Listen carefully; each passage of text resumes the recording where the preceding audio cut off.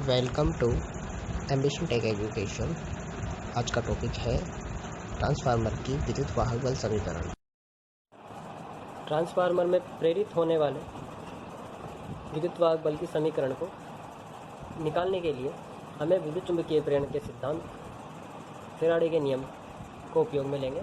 इसके अनुसार फ्लक्स में परिवर्तन की दर पर निर्भर करेगा प्रेरित होने वाला विद्युत वाहक बल। अगर ये अधिकतम होगा तो ये भी अधिकतम होगा। अब हम जानते हैं कि जो फ्लक्स में परिवर्तन की दर है वो धारा पर निर्भर करेगी। अब ये धारा पर अगर निर्भर करेगी तो हम ऐसी स्रोत के अनुसार देखते हैं तो धारा का जो मान है एक निश्चित समय अंतराल के लिए अगर अपन लें तो ये अधिकतम प्राप्त होगा।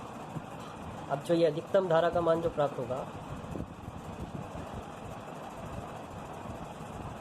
ये आपको T/4 समय, मतलब जब अधिकतम धारा T/4 समय पे होगी तो फ्लक्स भी अधिकतम उसी समय में होगा।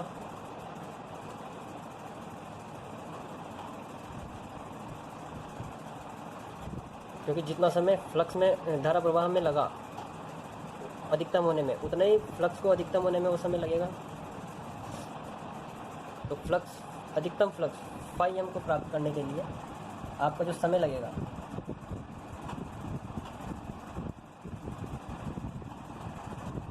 वो होगा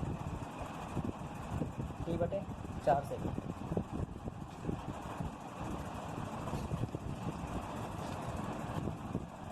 अब इन समय को आवृत्ति के पदों में पर हम लिखते हैं तो F बराबर 1/T होता है।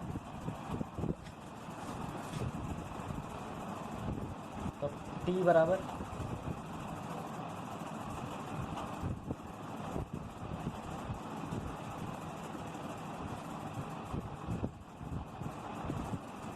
F हो जाएगा यहाँ से।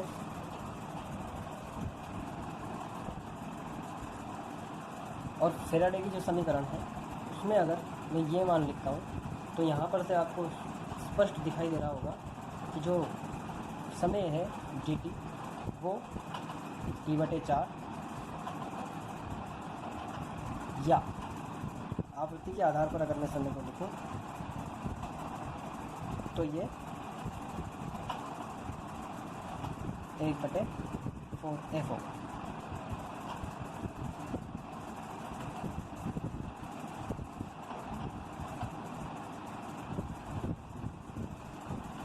ये जो संबंध निकल के आया है वो इस समीकरण से आया है।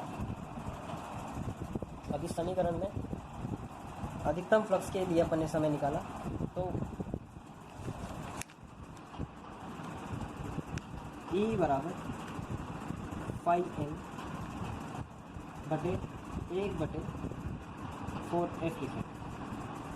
और ये E बराबर 5m और ये जो मान है ये ऊपर चल जाएगा तो ये 4f हो जाता है।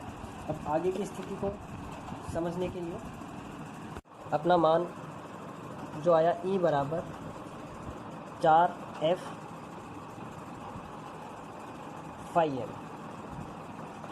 ये जो विद्युत वाहक बल आया ये विद्युत वाहक बल एक घेरे में औसत विद्युत वाहक बल को दर्शाता है।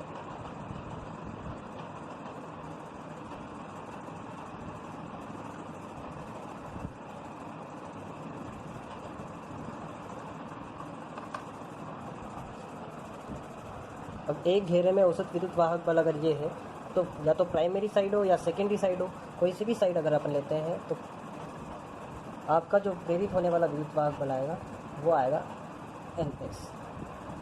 या तो ये तो सेकेंडरी साइड का विद्युत वाहक बल हो गया। अगर प्राइमरी साइड का निकालना है तो 5f φm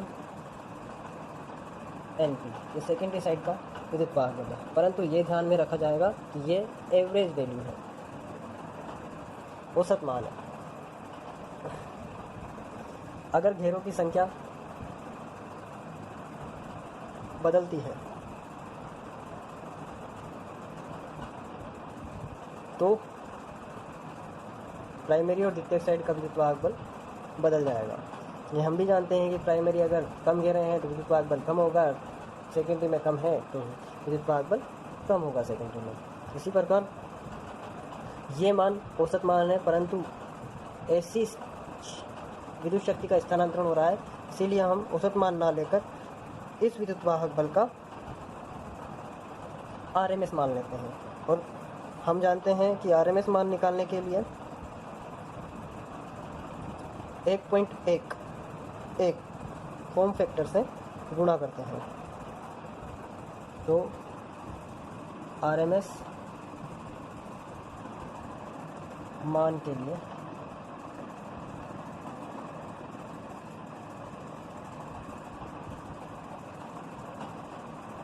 एवरेज मान गुणा 1.1।